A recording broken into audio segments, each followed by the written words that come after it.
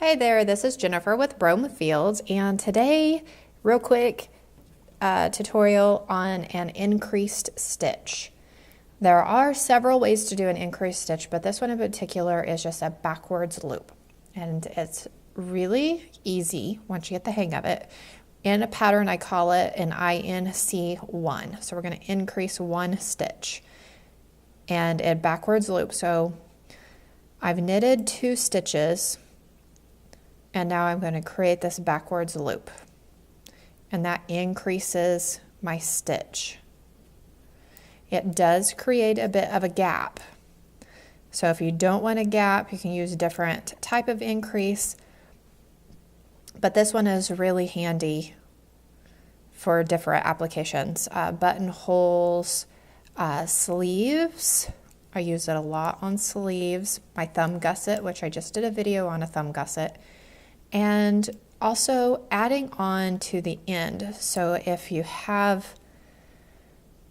are doing a shirt and you're adding stitches at the end of your work, and say you want to cast on, it says to cast on like 10 more stitches, you just keep doing these backwards loops, however many times it says, and then you just knit in pattern.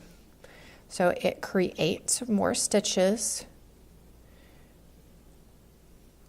without having to do like the long tail cast on method.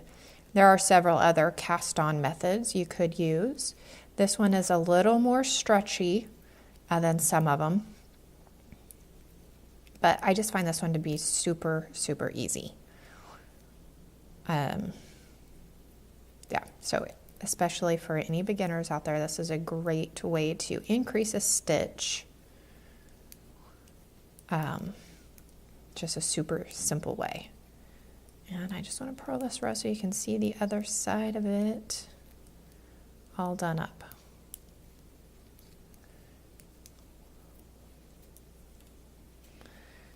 So I increased. It does create a little bit of like a purl, like a little bump there. So you have those 2 that are increased.